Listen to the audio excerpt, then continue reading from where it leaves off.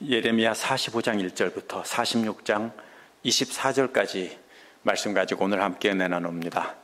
지난주 말씀은 남자들은 하나님을 섬기는 척하고 여자들은 하늘의 여신을 섬기는 것을 묵인하여 양다리 걸친 유대 사람들을 모두 멸종시킨다는 내용이었습니다.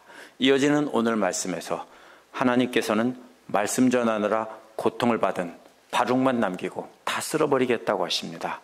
유다의 남은 자들이 의지하던 이집트를 패하게 하시고 또 이집트 본토까지 바빌론에게 멸망당하는 내용이 이어집니다.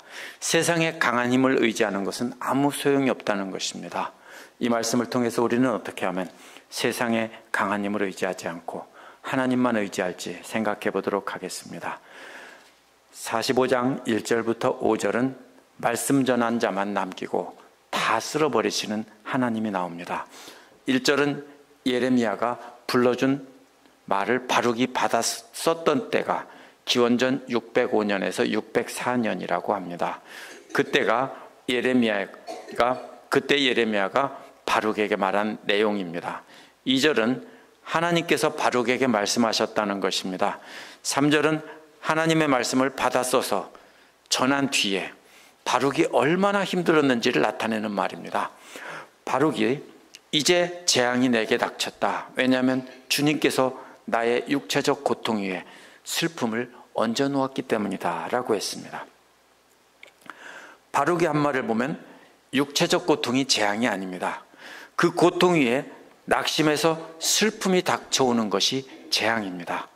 하나님 말씀을 기록해서 전하다가 사람들에게 맞고 상처를 입었을 것입니다. 그런데 육체적인 상처를 입은 것은 아무것도 아닙니다.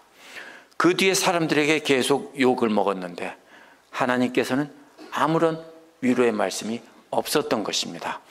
바룩의 슬픔은 하나님으로부터조차도 위로를 받지 못했다는 것에 있습니다. 그래서 바룩은 탄식하고 기진하였고 마음이 평안할 일이 없었다고 했습니다. 평안할 일이 없었다는 말은요, 쉴 곳을 찾지 못했다는 것입니다. 하나님께 위로를 받으면 쉴 수 있을 텐데, 하나님 품에서 쉴 수 있을 텐데 하나님께서도 위로해 주지 않으셨다는 뜻입니다. 이렇게 바룩은 육체적인 고통 위에 슬픔까지 지쳐서 쓰러져 있었습니다. 이런 바룩에게 예레미야는 주님의 말씀을 전한 것이 4절입니다. 4절에서 건축물 비유와 포도나무의 비유로 하나님의 상심을 전합니다.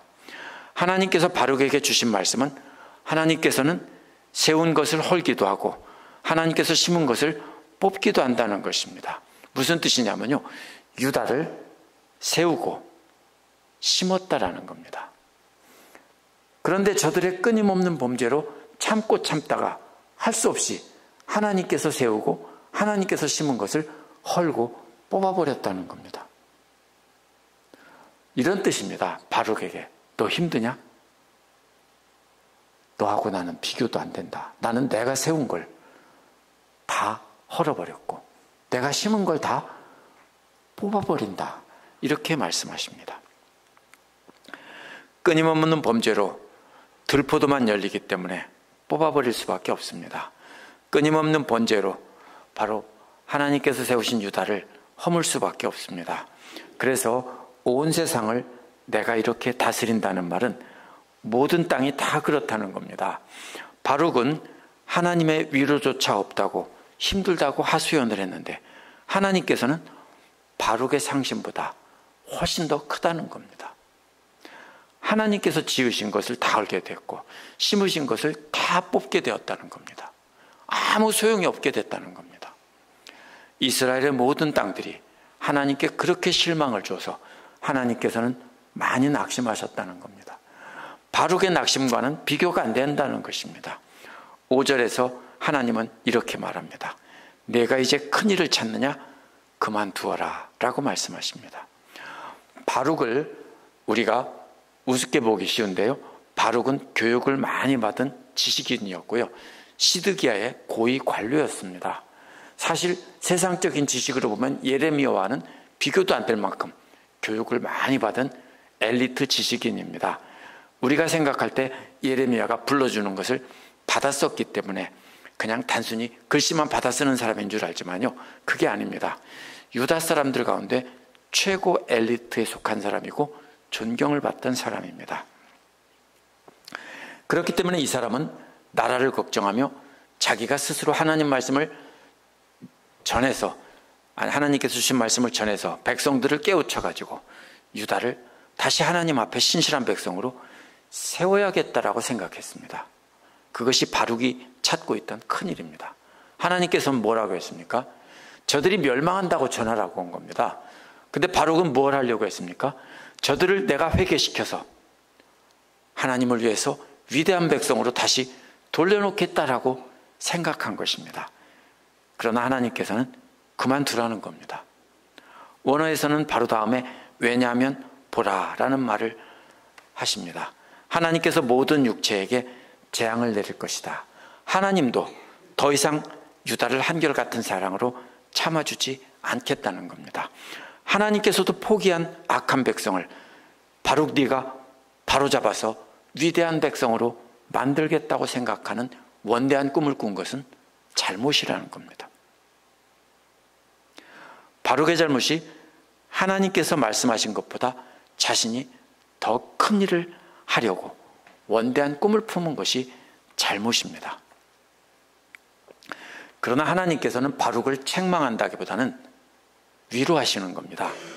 이런 뜻입니다. 하나님께서는 나는 너보다 더 큰 낙심을 해서 뜻을 접었으니까 너도 그 꿈을 접어야 한다, 이런 뜻입니다.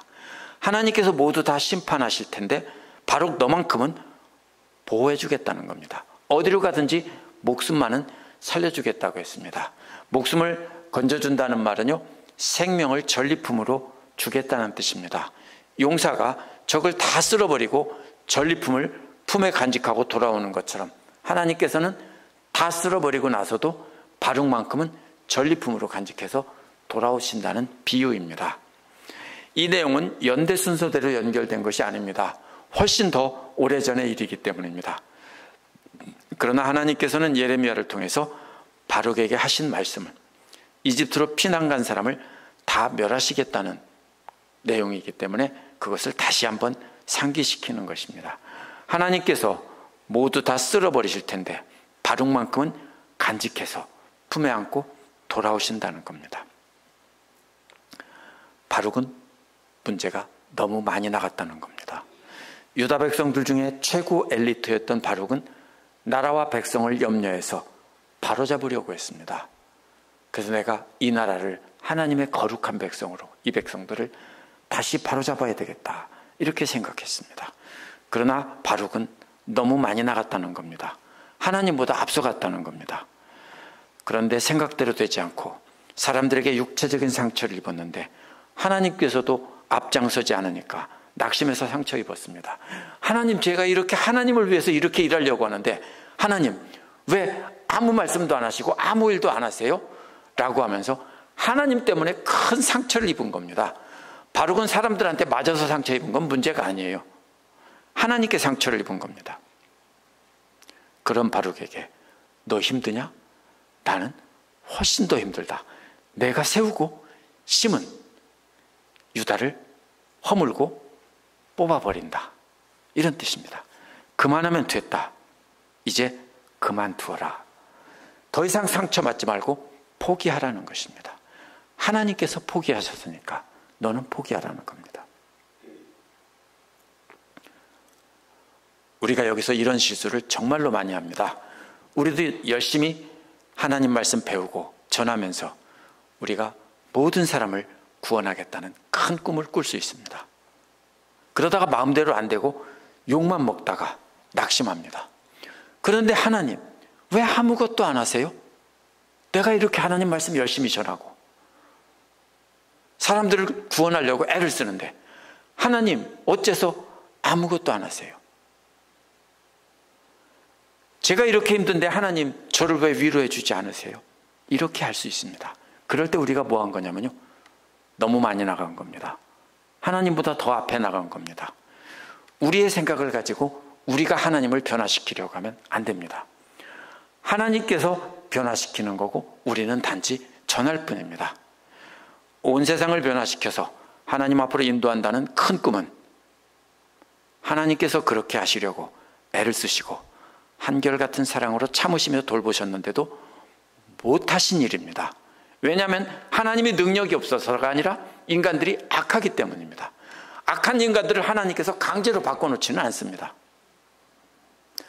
그런데 하나님께서도 못하신 일을 우리가 한다고 하다가 낙심하지 말라는 겁니다. 우리가 낙심하여 지쳐 쓰러지는 것은 우리가 하나님보다 앞서가면서 우리의 생각으로 큰 일을 하려고 하기 때문입니다. 그러므로 우리는 하나님께서 전하라고 하면 전하고 이제 그만 됐다 멈추라고 하면 멈춰야 합니다. 그러면 우리의 낙심도 줄어들 것입니다. 이 말씀은 하나님께서 바룩에게 위로하시는 말씀입니다. 너무 가지 마. 나도 포기한 애들을 네가 어떻게 돌려놔. 이런 뜻입니다. 두 번째로 46장 1절부터 12절은요.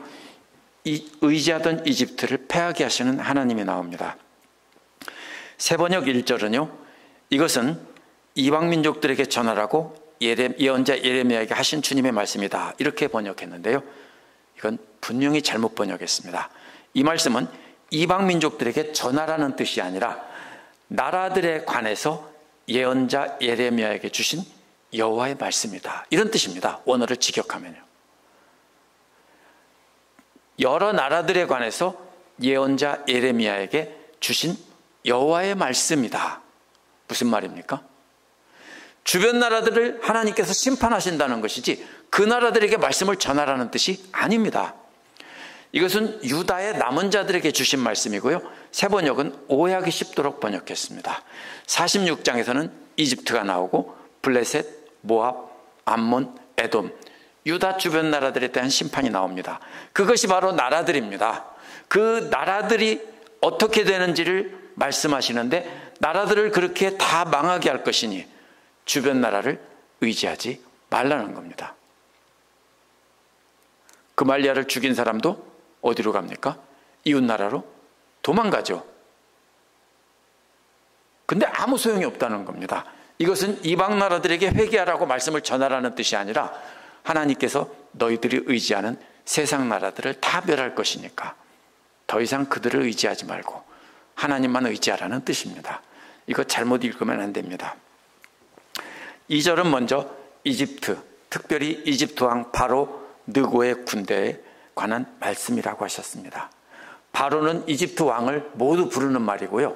바로는 이름이 아닙니다. 느고가 이름입니다. 하란을 탈환하기 위해서 원정 갔다가 실패하고 유프라테스 강 북쪽 갈그미스에 부친을 쳤다가 패한 것을 두고 하신 말씀이라고 했습니다. 유다왕 요시아의 아들 여호야김 제4년이라고 했습니다. 그때는 기원전 609년입니다. 이게 머릿속에 안 들어오면 안 됩니다. 이집트는 유다의 남쪽 아래쪽에 있는 나일강가에 있고요. 지금 이 갈그미스는요. 유프라테스 강, 이스라엘에서 동쪽으로 한참 간 유프라테스 강 쪽에 있습니다. 왜 그러냐면요. 원래 이집트가 강력한 나라일 때는 그 모든 지역을 다 자기 영향 아래 두었는데 바빌론 왕이 그것을 점령해서 빼앗았기 때문에 이집트 왕은 군대를 이끌고 먼 거리를 가서 원정을 간 것입니다. 3절은 이집트 장교가 보병들에게 크고 작은 방패로 무장하고 나가라고 소리치는 모습입니다. 보병들은 줄을 맞춰 방패를 들고 진군을 합니다. 영화관 때 보셨죠? 커다란 방패와 작은 방패가 있습니다. 작은 방패를 싸울 때 쓰는 것인데 큰 방패는 싸울 때 쓰는 게 아니라 커다란 거의 몸만큼 큰 방패를 줄을 맞춰서 쫙 들고 밀고 나가면서 적들을 밀어붙이고 발로 밟고 화살로 쏘면 그 방패를 높이 쳐들어서 막으면서 진군할 때 쓰는 겁니다. 그러니까 보병들에게 줄 맞춰서 진군하라고 합니다. 4절은 기병들이 말을 타고 투구를 쓰고 창을 날카롭게 하라는 것입니다. 갑옷을 입으라는 겁니다. 보병들은 줄을 맞춰 방패로 밀고 나가지만 기병들은 말을 타고 달리며 상대들을 짓밟고 찌르고 지나갑니다. 그러나 이렇게 힘있는 명령에 따라 힘차게 진군하던 이집트 군대의 모습은 5, 6절에 보면 정신없이 도망가다가 쓰러져 죽는 모습입니다. 5절은 이집트 군대가 바빌로니아에 패해서 정신없이 후퇴하는 모습입니다.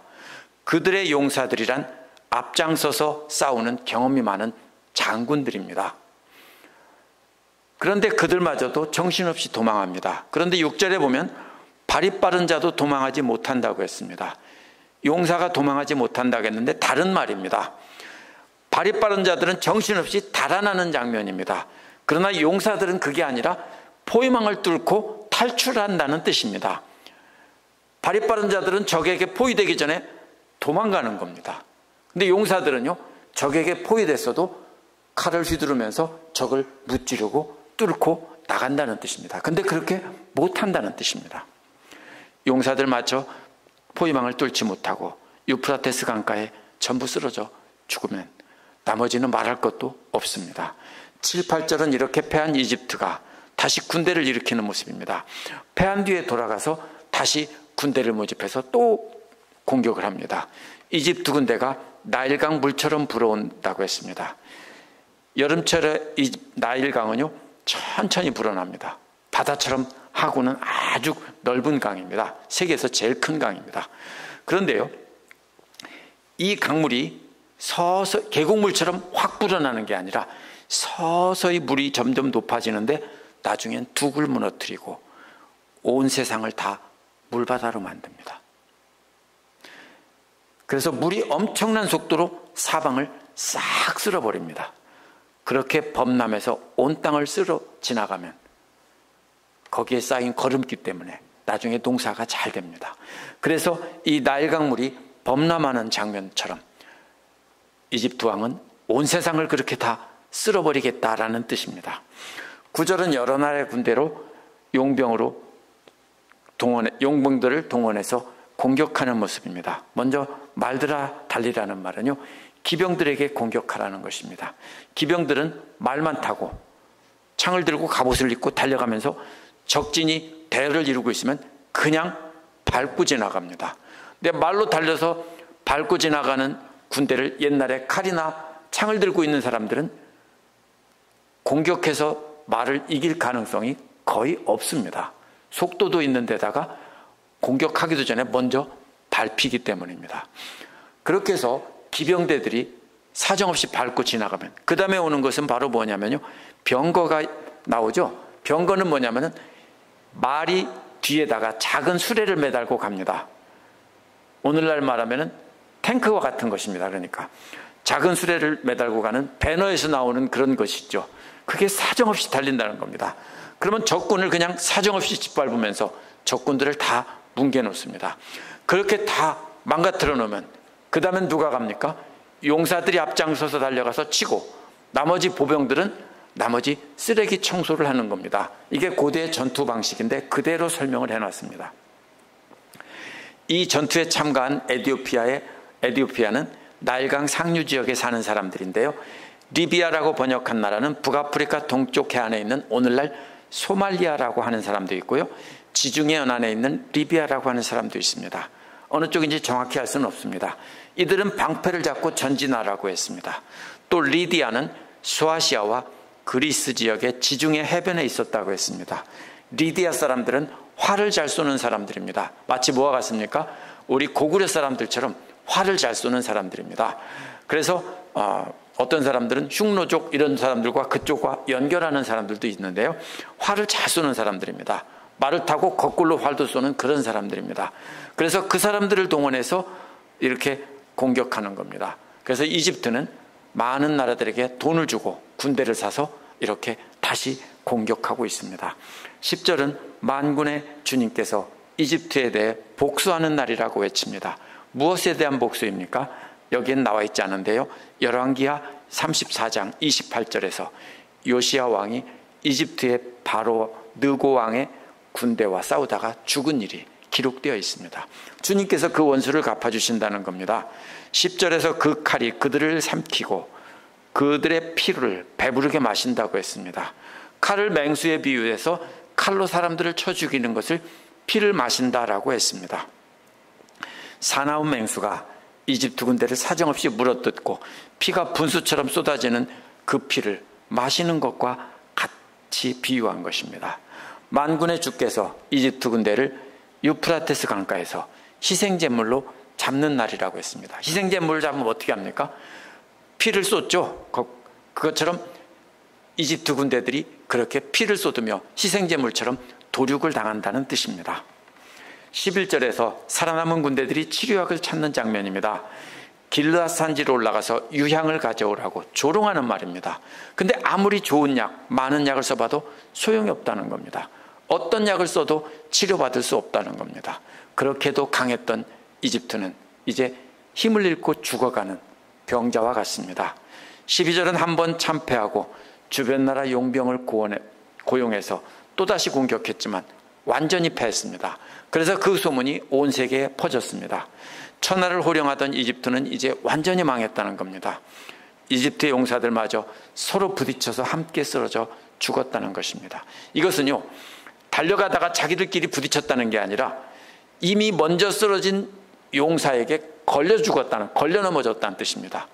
먼저 죽은 사람들이 쓰러져 있으면 정신없이 도망가다가 그 시체에 걸려서 또 쓰러져 죽는다는 겁니다. 그래서 이집트의 울부짖는 소리가 온 땅에 가득하다는 겁니다. 이 말씀은요, 이집트에 초점이 맞춰 있는 것 같지만 실제 초점은 이집트가 아닙니다. 유다의 남은 자들이 안전할 것이라고 생각해서 이집트로 피했지만 이집트를 의지하지 말고 하나님을 의지해야 된다는 겁니다. 그들이 아무리 강하게 보여도 하나님께서 싹 쓸어버리신다는 겁니다. 유다의 남은 자들은 바벨론 왕을 피해서 이집트로 피했습니다. 그러나 하나님께서 이집트를 그렇게 과거에 완전히 멸하신 것처럼 이집트를 완전히 멸망시킨다는 겁니다. 과거 이야기를 하신 이유는요, 이집트를 의지하지 말고 하나님을 의지하고 예루살렘과 유다에 남아있어야 했다는 겁니다. 이 부분을 이집트를 심판하신다는 이집트인의 경고를 읽으면요, 완전히 헛다리 짚는 것입니다. 46장 13절에서 24절은 이제 이집트 본토를 멸망하게 하시는 하나님이 나옵니다. 13, 14절은 갈그미스에서 이집트군을 격파한 바벨론 왕 느부갓네살이 이집트 본토로 침공한다는 것을 사방에 알리라는 것입니다. 굉장히 먼 거리입니다. 전에는 원정 경기로 바벨로니아를 쳐들어갔지만 이번에는 바벨로니아 군대가 이집트 군대를 멸했기 때문에 이집트는 이집트 본토로 점령하러 온다는 것입니다. 이미 주력 부대를 다 잃었기 때문에 그냥 당할 수밖에 없는 상황입니다. 그래서 14절 끝부분에 있는 사방에서 전쟁이 일어나서 너를 삼킬 것이다 라는 말은 사방에서 칼이 너를 삼킨다는 뜻입니다. 10절에서 유프라테스 강가에서 칼이 이집트의 용병들을 삼킨다고 했고 희생제물 잡듯이 잡는다는 것과 결국 짝을 이루는 말입니다. 방어태세를 갖추라는 말은 일어나서 준비하고 있어라 라는 뜻인데요, 이것은 방어라기보다는 어서 일어나서 칼에게 잡아먹힐 준비나 하고 있으라는 조롱하는 말입니다. 15절에서 세 번역은 RSV를 따라서 힘센 황소라고 번역을 했습니다. 이 말은 창세기 49장 24절에서 야곱의 전능자라는 말에서 전능자라는 말과 똑같은 말입니다. 이 말은 힘이 센 용사라는 뜻입니다. 시편 22편에서는 힘센 소라는 뜻으로 쓰였습니다. 예레미야 8장 16절에서는 준마라고 번역했는데요, 힘센 말이라는 뜻입니다. 제가 이 단어를 왜 계속 설명하냐면요, 이 단어는 무엇이든지 이게 황소나 이런 뜻이 아니라 아주 힘이 센 것을 뜻하는 말입니다. 그래서 말이나 소보다 더 힘센 것은 없죠.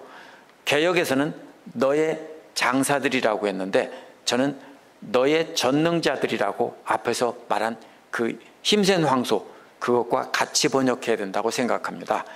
너의 전능자들은 누구를 말하냐면요, 이집트의 신인 아피스를 가리키는 말입니다. 타라는 황소가 있습니다. 타라는 거룩한 황소를 입고 온 것이 아피스라는 겁니다. 황소는 고대 근동에서 풍요의 상징으로 쓰여왔기 때문에 농사를 짓던 이집트 사람들은 아피스의 상징으로 황소를 만들어 섬겼습니다. 출애굽 때 이스라엘 백성들이 그렇게 송아지를 만드는 것도 이것과 역시 관련이 있는 것입니다.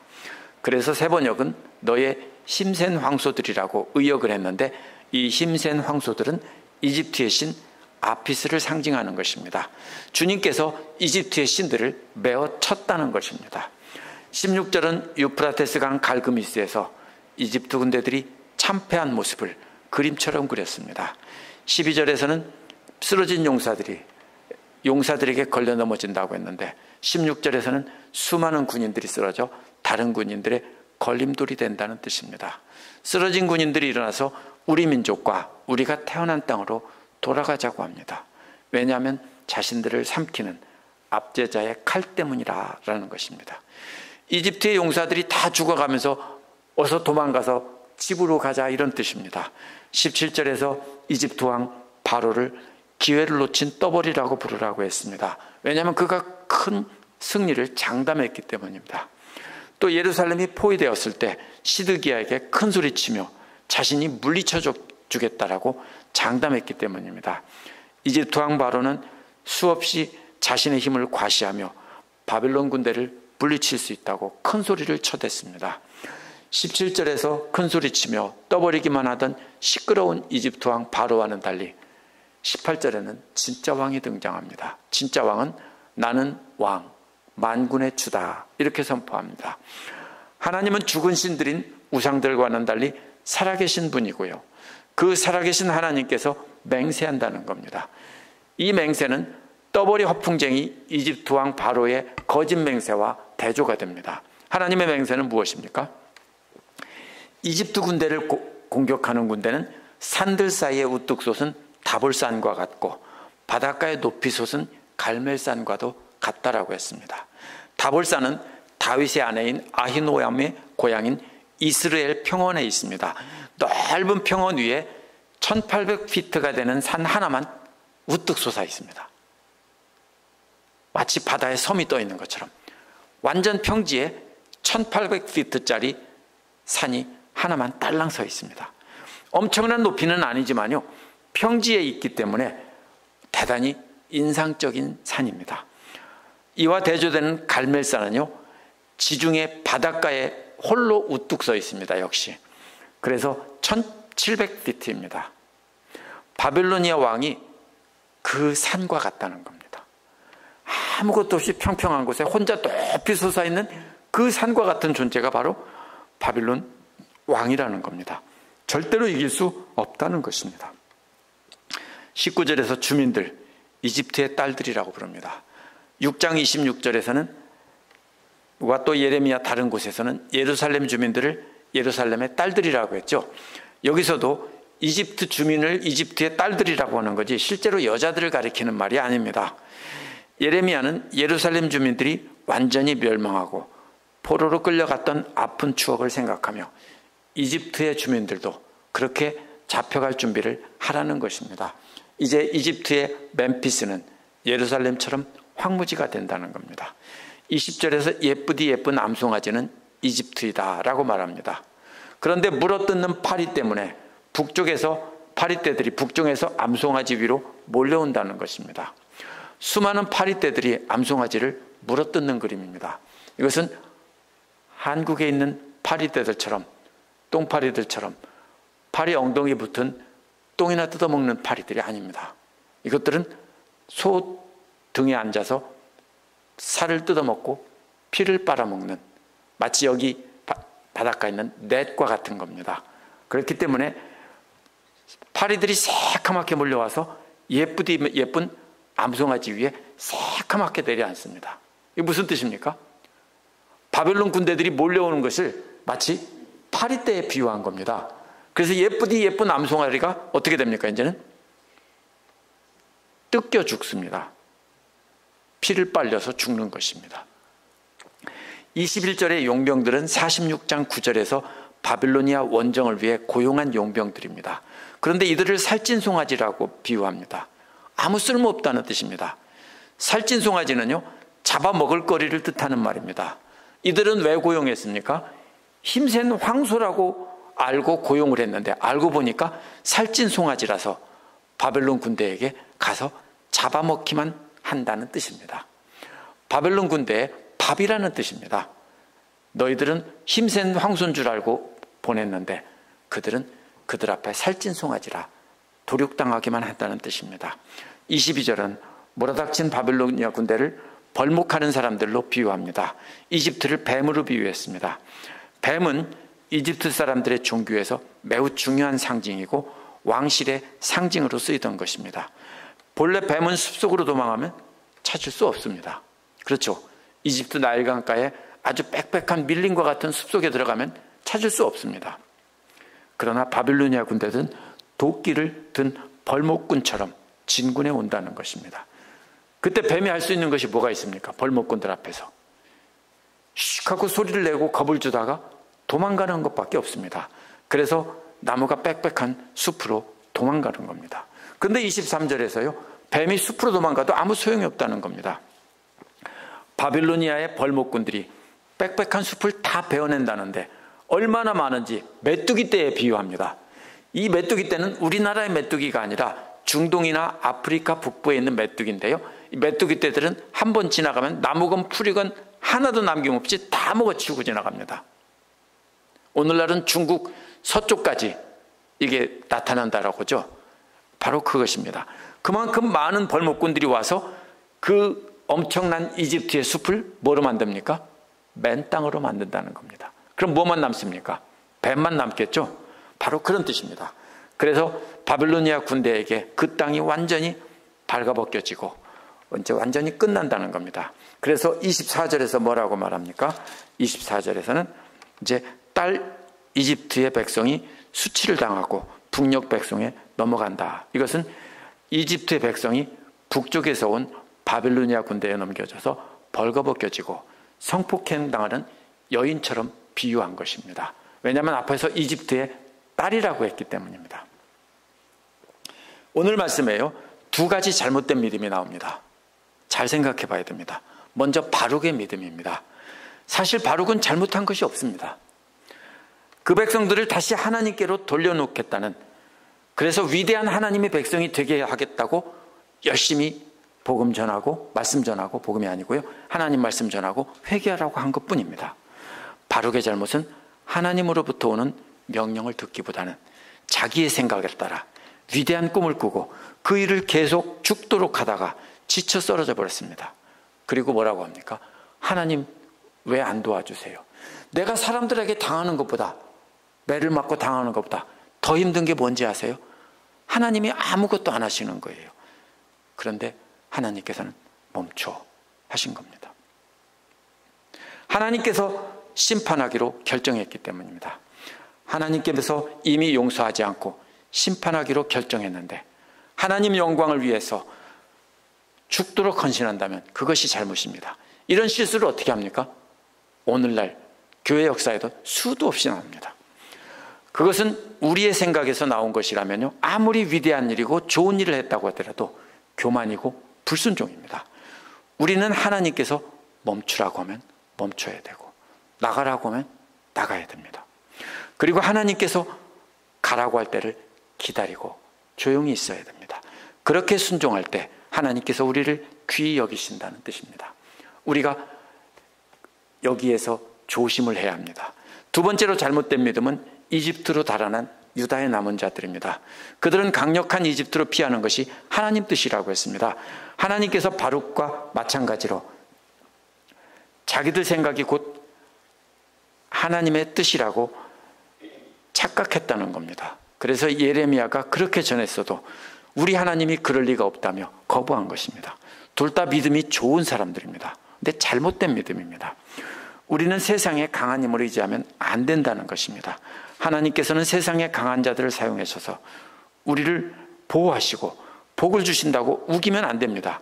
우리가 보기에 아무리 강력하고 안전하게 보여도 하나님께서는 숲 전체를 완전히 베듯 다 없애버린다는 겁니다. 그러므로 우리가 해야 하는 길은 하나님께서 가라고 하면 가고, 멈추라고 하면 멈추고, 하나님께서 이제 쉬라고 하면 쉬고, 일하라고 하면 일해야 됩니다. 우리가 특별히 날마다 말씀 보고 하나님과 깊은 교제를 나누며 하나님이 뭐라고 하시는지 듣는 훈련을 하지 않으면 우리는 바룩과 같은 신앙이 되고요, 나중에는 유다의 남은 자들과 같은 신앙이 되기가 십상입니다. 그렇게 우리가 하나님의 말씀을 듣고 순종하는 연습을 할 때 위기의 순간에 우리의 생각을 따라 하나님보다 앞서가지 않고 순종하게 되는 것입니다. 그렇지 않으면 우리도 모르게 세상의 강한 힘을 의지하려는, 하나님보다 앞서가려는 유혹에 빠집니다. 기도하겠습니다.